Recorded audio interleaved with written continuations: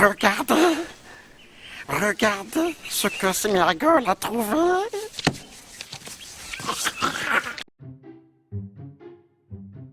D'après Galilée, le grand livre de la nature est écrit en langage mathématique.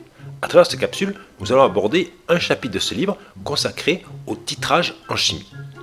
Pour introduire cette vidéo, observons la photo suivante qui représente de la bétadine. Alors la bétadine, c'est une solution antiseptique que l'on va utiliser pour nettoyer des plaies.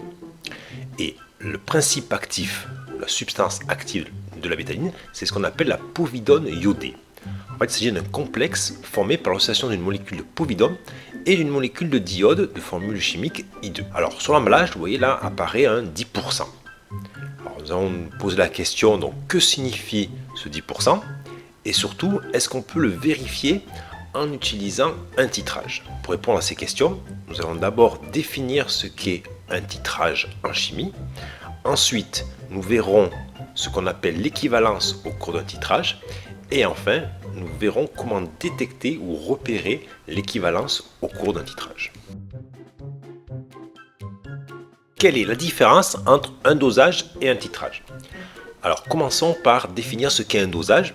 Le dosage, donc on l'a vu en début d'année, c'est le principe, c'est lorsqu'on détermine la concentration d'une espèce chimique en solution. Alors, ce qu'on a vu aussi en début d'année, c'est qu'on avait effectué des dosages par étalonnage. Donc, quel est le principe de ces dosages-là? C'est que l'on va mesurer une grandeur physique qui va dépendre de la concentration de l'espèce chimique à doser. Par exemple, nous on avait utilisé l'absorbance qui dépendait de la concentration de l'espèce chimique d'une molécule qui colorait une solution. Le principe c'est le suivant, on va mesurer cette grandeur physique pour différentes solutions de concentration connues et ensuite on va mesurer la grandeur physique d'une autre solution qui contient la même espèce chimique mais dont on ne connaît pas la concentration. Et grâce à la courbe d'étalonnage, on va pouvoir déterminer la concentration de la solution à partir de la mesure de la grandeur physique. Voilà le principe d'un dosage par étalonnage. Alors ce qu'on va voir aujourd'hui, c'est un dosage par titrage. Là en fait, on ne va pas utiliser de mesure de grandeur physique, on va juste faire réagir chimiquement l'espèce chimique dont on cherche la concentration en solution avec une autre molécule. On va faire réagir la molécule A, celle que l'on cherche à déterminer la concentration, avec un autre réactif B. Quel matériel utilise-t-on lors d'un titrage? Donc, je vous fais apparaître ici. En fait, il y a trois termes à retenir. On va utiliser ce qu'on appelle une burette qui va contenir une solution ici. Et vous voyez, les graduations vont permettre de visualiser le volume de cette solution que l'on va verser dans le bécher là. Donc le deuxième matériel, c'est un bécher qui sera situé sous la burette. Et sous ce bécher, donc lui va contenir une deuxième solution qui va après contenir le mélange de cette solution-là plus la solution qui était initialement présente ici. Et sous le bécher, vous avez ce qu'on appelle un agitateur magnétique qui va permettre d'homogénéiser le milieu réactionnel ici. Et forcément, la burette ne tient pas tout seul, donc là on a ce qu'on appelle un support qui permet de maintenir la burette. Ensuite, au niveau des solutions, en fait, il y a deux solutions qui vont intervenir. Il y a la solution que l'on cherche à déterminer la concentration. Donc le terme qu'on va utiliser nous, c'est solution attitrée. C'est la solution dont on cherche la valeur de la concentration, donc on dit attitrée. Sa concentration, qu'on notera dans le premier temps, la CA, est inconnue, puisqu'on cherche à la déterminer. Et on va verser un certain volume de cette solution, mesuré précisément dans le bécher ici. Et la deuxième solution, on appelle ça la solution titrante. Elle va contenir le deuxième réactif qu'on appelle B. Sa concentration forcément est connue. Et le volume que l'on va verser la solution B là, va être déterminé avec précision. Il n'est pas connu au début et c'est grâce au titrage là qu'on va effectuer qu'on va le déterminer. Maintenant on va préciser quelles doivent être les propriétés de la réaction support du titrage. Donc comme vous l'avez bien compris, un titrage met en jeu une réaction chimique. Donc je vous écris ici une réaction de manière générale avec deux réactifs, grand A, grand B, qui forment deux produits C et D, et petit a, petit b, petit c, petit d, ce sont leurs coefficients stoichiométriques dans l'équation de la réaction. Cette réaction, pour qu'elle soit support d'un titrage, il faut qu'elle ait trois propriétés. La première, elle doit être totale. Alors totale, ça veut dire que dès que je vais verser un peu de réactif B grâce à la burette ici, donc ce réactif B va être au contact du réactif A, il faut que tout le réactif B réagisse avec le réactif A. Il ne faut pas qu'il y en ait une partie qui ne réagisse pas. Donc c'est ce que veut dire ce terme total. Ensuite, elle doit être rapide. il ne faut pas qu'on attende, on va dire 10 minutes, un quart d'heure pour que la réaction ait lieu. Il faut que dès que le réactif B soit au contact du réactif A, dans les quelques secondes, la réaction ait lieu. Donc on dit que la réaction doit être rapide. Et doit être unique. Alors ça c'est plus rare. Imaginons qu'en versant le réactif B, dans cette solution-là, il y a un autre réactif qui soit en compétition avec le réactif A et qui utilise une partie, la quantité de matière de B versée, dans une autre réaction. À ce moment-là, ça perturberait notre titrage. Donc on dit que la réaction doit être unique. Comment varient les quantités de matière lorsqu'on verse le réactif titrant? Donc pour répondre à cette question, je vais utiliser une animation. Donc voici l'animation qui nous présente le dosage du diode, que vous voyez ici, par une solution d'ion thiosulfate. Donc le diode, c'est la solution attitrée qui va se retrouver ici dans le bécher, avec ici l'agitateur magnétique. Et au-dessus, donc dans la burette, on va retrouver la solution de thiosulfate de sodium. D'accord. Alors cette réaction, donc ce sont les deux réactifs, va produire des ions iodure et des ions peroxodisulfate. Donc attention au coefficient stoichiométrique, là nous n'avons pas de coefficient, rien de marqué, donc ça veut dire que le coefficient c'est 1, et là nous avons 2, donc coefficient stoichiométrique de 2. Dans cette partie-là, vous aurez les quantités de matière introduites dans le bécher. Donc avant que le titrage commence, on n'a versé aucun volume de solution de thiosulfate de sodium, donc nous avons 0 ici, et ça c'est la quantité de matière initiale qu'on a mis de I2 dans la solution attitrée. Et ici vont apparaître les quantités de matière présentes une fois que la réaction a eu lieu. Donc je vais rajouter petit à petit du thiosulfate. Donc regardez, là je vais en mettre 60, 0,60 millimol. Et ici, vous voyez ce qui reste une fois que la réaction a eu lieu. Donc qu'est-ce qui s'est passé? Donc lui, ce réactif-là, il va être en défaut, donc il va être entièrement consommé. Lui va être en excès dans un premier temps. Comme le coefficient C2 là, en fait, donc ce qu'on appelle l'avancement serait égal à 0,3. C'est pour ça que là, il me reste 2 moins 0,3, 1,7. Et lui, tout a été consommé, donc il reste à 0. Je continue à ajouter. Donc en fait, qu'est-ce qui se passe? Dès que j'ajoute un petit peu d'ion thiosulfate, ils réagissent avec les ions I2. Donc la quantité de matière de I2 va diminuer. Elle va passer de la quantité de matière initiale jusqu'à 0. Et on n'aura aucune présence de I2 après la réaction parce que dès que je le verse, il réagit. Ça va être comme ça, comme ça, comme ça, jusqu'à ce que la quantité de matière de I2 va être nulle. Elle va bientôt arriver, ce moment-là. Et voilà. Donc là, je suis arrivé à ce qu'on appelle l'équivalent. C'est-à-dire que j'ai versé un volume suffisant de solution de thiosulfate de sodium pour que les quantités de matière des deux réactifs soient en proportion stoichiométrique. 2 fois plus d'ion thiosulfate ici par rapport aux molécules de I2, mais parce que les coefficients stoichiométriques sont de 1 et 2. Donc c'est logique. Et donc vous voyez, une fois que tout a réagi, il me reste aucune molécule de I2 et aucun ion thiosulfate. Donc je suis à ce qu'on appelle à l'équivalent. Maintenant, si je continue à verser de la solution de thiosulfate de sodium, qu'est-ce qui se passe? Donc en fait, la réaction n'a plus lieu. Pourquoi? Parce que je n'ai plus de I2. Donc il y a juste la quantité de matière de thiosulfate qui augmente. Et alors je ne vais pas parler des produits, mais ce qui est logique, c'est-à-dire que comme j'avais 2 millimoles de I2 au début, mais je vais me retrouver à la fin avec 2 millimoles de peroxodisulfate, puisqu'en fait les coefficients c'est 1, 1 là, et donc mes 4 millimoles d'ion thiosulfate que j'ai versé là, je vais les retrouver ici, parce que j'ai de nouveau le coefficient 2 ici, pareil que là. Et donc là maintenant j'ai beau rajouter tout ce que je veux, puisque je n'ai plus de I2, la réaction n'a plus lieu, donc cette quantité de matière reste constante, et juste la quantité de thiosulfate augmente. Pour essai général, nous on va considérer l'équation support de la réaction suivante, donc AA plus BB donne CC plus DD. Rappelons que A, c'est ce qu'on appelle le réactif attitré, B, le réactif titrant. Et pour bien comprendre ce qui se passe lorsque l'on verse le réactif titrant, je vous fais apparaître ici une échelle correspondant au volume justement de solution titrante versée. Et le volume remarquable, c'est le volume lorsque on a versé suffisamment de réactif titrant pour être à ce qu'on appelle l'équivalence. Qu'est-ce qui se passe avant l'équivalence? En fait, la réaction a lieu. Et B est le réactif limitant. Donc la quantité de matière de B va rester toujours nulle et la quantité de matière de A va décroître au fur et à mesure qu'on rajoute du réactif B. Une fois qu'on a passé l'équivalence, lorsque le volume VB est supérieur au volume équivalent, la réaction n'a plus lieu. Donc la quantité de matière de B va augmenter puisqu'on le verse dans la burette. La quantité de matière de A sera nulle puisque il n'y en a plus, la réaction n'a plus lieu. Maintenant, on va définir précisément l'équivalence. Donc l'équivalence, c'est défini ainsi. L'équivalence est atteinte lorsque les réactifs ont été introduits en proportion stoichiométrique. Voilà ce qu'il faut retenir. C'est-à-dire qu'à l'équivalence, la quantité de matière de A divisée par son coefficient stoichiométrique est égale à la quantité de matière de B divisée par son coefficient stoichiométrique. Donc on retrouve que si A et B sont égales à 1, on a bien Na égale NB.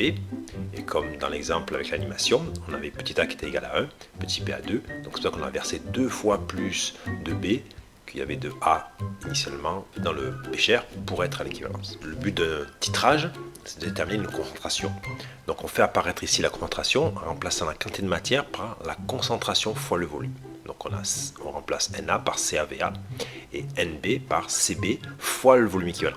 Parce qu'on va rappeler que le volume de la solution titrante, il est déterminé au cours du titrage. En fait, c'est le volume nécessaire pour atteindre l'équivalence. Si l'on veut extraire la concentration inconnue de la solution attitrée, donc on a bien cette relation-là. La concentration A, c'est le coefficient stoichiométrique A que divise B, que multiplie le volume équivalent, que divise le volume de la solution attitrée, fois la concentration en B.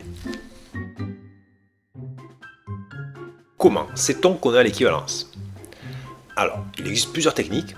En première, on va en voir une seule, ce qu'on appelle un changement de couleur. Donc on veut qu'à l'équivalence, on voit un changement de couleur qui va nous indiquer justement qu'on a l'équivalence. Pour ça, il faut que soit un des deux réactifs soit coloré. Deuxième possibilité, c'est qu'on va rajouter initialement dans le bécher un indicateur coloré qui va changer de couleur en fonction de la présence d'un des deux réactifs. Et je vais mieux vous le montrer à travers une animation. Voici donc l'animation qui nous permet de comprendre comment on détecte l'équivalence. Alors, dans cette animation, cette fois-ci, on va doser la vitamine C contenue dans un jus de fruits, une solution de jus de fruits. Et pour ça, on va utiliser une solution de diode. Le diode, c'est la formule chimique I2. Alors, vous voyez, ces deux solutions sont colorées, mais on ne va pas utiliser leur couleur là. On va utiliser un indicateur coloré qui, en présence de I2, prend une couleur sombre, quasiment noire. Donc le I2, vous vous rappelez, dans le premier temps, il ne va pas être présent dans le bécher ou dans l'arène meilleure ici, parce que dès que je le verse, il réagit avec la vitamine C, donc il est consommé, donc il n'est pas présent. Et c'est uniquement à partir de l'équivalence qu'il n'y aura plus donc de vitamine C, et donc le I2 sera présent, que la solution contenue dans le bécher va prendre cette coloration noire. Donc j'ouvre le robinet de la burette ici, voilà, là la solution titrante coule. Alors si je m'arrête, voilà ici, donc là vous voyez la coloration, là j'ai légèrement été modifié par l'ajout de I2, mais rien de flagrant, il n'y a pas de coloration noire, donc je continue, hop, vous voyez là la solution dans le meilleur a pris cette coloration noire, donc j'ai passé l'équivalence. Alors là, on pourrait relever, vous voyez, le 7 ml qui est ici. Alors ici, vous avez la correction. En fait, on aurait dû trouver 6,8 ml. Vous voyez, donc le principe. Alors quand on fait ça en TP, des fois, on fait 2 vidanges de burette. Un premier rapide où on note environ le volume équivalent. Donc c'est à peu près ici de 7 ml. Et on recommence un deuxième vidage de burette où là, on sait que c'est autour de 7. Donc on va être à la goutte près. Essayer de trouver exactement à quel moment la solution ici va changer de couleur. Et donc, quel sera précisément le volume équivalent de la solution titrante. Pour conclure, revenons à la question qu'on s'était posée lors de l'introduction et qui était la suivante. Que signifie le 10% sur l'emballage d'une solution de bétadine? En fait, il s'agit du titre en masse ou teneur en masse, les deux termes peuvent être utilisés. Alors, qu'est-ce que ça signifie? Ça signifie que si j'ai 100 g de bétadine, donc de solution, il y a à l'intérieur 10 g de composés actifs. Donc ici, le composé actif, c'est la povidone iodée. Alors dit autrement, avec une écriture plus mathématique, je peux dire que 10%, c'est 10 g de povidone iodée pour 100 g de bétadine. Comment est-ce que je peux convertir ce titre en masse en concentration en quantité de matière? C'est la masse pour 1 litre de solution. Donc en fait, il faut que je convertisse déjà ma masse ici en un volume, et après je le ramène à 1 litre. Donc pour ça, je vais utiliser la masse volumique de la bétadine. Alors pour faire simple, vous voyez, la masse volumique de la bétadine, on considère que c'est 1 millilitre pèse 1 gramme. Donc mes 100 grammes, là, je peux les remplacer par 100 millilitres. Donc ma concentration en masse, c'est 10 grammes de povidone iodée pour 100 millilitres de solution. Et comme moi, ma concentration en masse, c'est pour 1 litre de solution. Donc en fait, ça va faire 100 grammes. Si maintenant je veux convertir cette concentration en masse en concentration en quantité de matière, je vais utiliser cette fois-ci la masse molaire du soluté, donc le povidone iodé. Alors vous voyez, c'est une grosse molécule, elle a une grosse masse molaire, 2303 grammes par mol. Je vais devoir diviser ma concentration en masse par la masse molaire pour obtenir la concentration en quantité de matière. Donc j'effectue l'opération et j'obtiens 0,0423 mol par litre. Alors si je l'exprime en millimol par litre, ça nous fait 42,3 millimol par litre. À présent, nous allons nous poser la question, quelle réaction allons-nous utiliser pour titrer le diode? Vous vous rappelez, un titrage, ça consiste à faire réagir le réactif attitré, donc ici le diode, avec un autre réactif. Donc on va utiliser en fait l'ion thiosulfate. Donc on l'avait vu à travers l'animation, vous vous rappelez, donc le I2 peut réagir avec le S2O3 de moins. Alors pour ça, je vais vous montrer comment on établit donc l'équation de la réaction support du titrage. Alors tout d'abord, on va identifier les différents couples mis en jeu. Donc il y a le couple lié au diode, donc c'est I2, I-, et le couple lié aux ions thiosulfate, donc c'est l'ion peroxodisulfate ici, S4O6 avec l'ion thiosulfate, S2O3 ici. Alors d'abord j'écris la demi-équation correspondant au premier couple avec I2 égale 2I-, donc 2 parce que c'est pour équilibrer les nombres de I. Ensuite au niveau des charges, donc là j'ai fait apparaître deux charges négatives, donc je suis obligé d'ajouter un 2E- ici. Donc là oui, j'ai bien mis I2 qui est le réactif attitré de ce côté-là. Là, l'autre réactif titrant. Donc il va falloir que je retourne l'équation. Donc je vais d'abord mettre S2O3 là. Donc l'oxydant ici. Alors vous voyez, il faut mettre un 2 pour équilibrer les S et les O. Et après au niveau des charges, donc j'ai 4- ici. Donc je suis obligé de rajouter 2 électrons ici. Et ça tombe bien, puisque vous voyez, mes 2 électrons, je les retrouve aussi là. Donc là, j'ai plus qu'à faire la somme. Et donc voici l'équation de la réaction support de mon titrage, donc I2 plus 2S2O3 donne 2I- plus S4O6 Je réutilise donc l'animation que j'avais déjà utilisée, cette fois-ci pour illustrer donc le principe du dosage du diode contenu dans une solution de bétaline par une solution de thiosulfate de sodium. Et je vais utiliser un indicateur coloré. Alors cet indicateur coloré n'est pas mis dans un premier temps dans l'anne-meilleur, il sera rajouté que plus tard. Donc j'ouvre le robinet, donc là la réaction a lieu entre le thiosulfate et le I2 de ma solution de bétadine. Et à un moment donné, vous allez voir, je vais rajouter l'indicateur coloré. Hop, c'est à ce moment-là, alors j'avance un petit peu, voilà. Et donc là, la solution dans l'anne-meilleur a pris cette coloration noire. Pourquoi? La coloration noire, vous vous rappelez, c'était l'indicateur coloré en présence de I2. Et le I2 est présent dès le début dans l'anne-meilleur.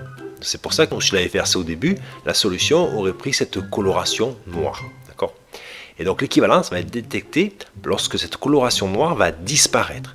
Puisque vous voyez ici, I2, c'est un réactif. Il est présent dans l'anne-meilleur, toute cette coloration noire. Et lorsque j'aurai versé suffisamment de thiosulfate de sodium, eh bien, je vais être à l'équivalence et tout le I2 aura été consommé par la réaction. Et donc cette coloration noire va disparaître. Donc je continue d'ouvrir le robinet et je vais m'arrêter juste au moment où cette coloration noire va disparaître. Hop, voilà, c'est ici. En fait, bon là, je n'ai pas été très précis. J'aurais dû, vous voyez, m'arrêter à 16,2 ml. Moi, j'ai fait 16,5. Mais voilà le principe du dosage. Donc là, je vous ai refait apparaître donc l'équation de la réaction support du titrage. Là, je vous fais apparaître donc le schéma de notre expérience avec la solution titrante dans la burette, la solution attitrée dans l'anne-meilleur ou le bécher, l'agitateur en dessous. L'équation à écrire lorsqu'on fait un titrage, c'est la suivante.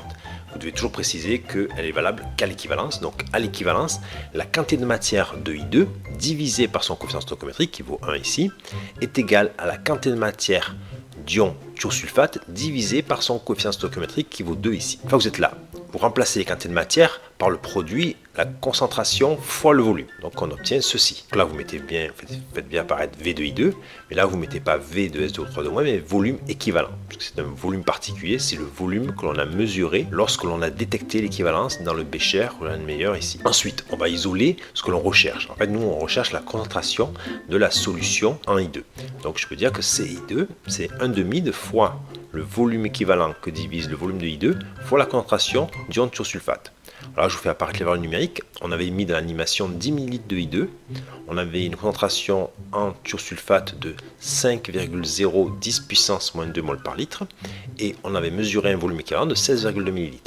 Donc je reporte ici mes valeurs. Donc le 16,2, le 10, le 5, 10 moins 2. Alors vous voyez les volumes, vous pouvez les laisser en millilitres. Comme c'est un rapport, si les deux sont millilitres, c'est pas grave, ça va s'annuler. Ensuite, donc je fais l'application numérique et on trouve une concentration en I2 de 0,0405 mol par litre. Donc dit autrement, 40,5 millimol par litre. Et donc une fois que je suis là, je peux le comparer à la valeur qu'on avait trouvée à partir de l'indication portée sur l'emballage, qui était de 10% en teneur en masse. et donc on l'avait converti en concentration en quantité de matière, on a obtenu 42,3. Donc si je fais l'écart divisé par la valeur de référence, je trouve un écart relatif de 4,3%, ce qui est relativement bon puisque jusqu'à 10% on peut valider une mesure issue d'une expérience. Donc voilà, donc on a bien vérifié que l'indication portée sur la boîte de la bétadine correspondait bien à la réalité. Je vous remercie pour votre écoute et je vous souhaite bon vent les scientifiques. Allez, va-t'en et ne reviens jamais.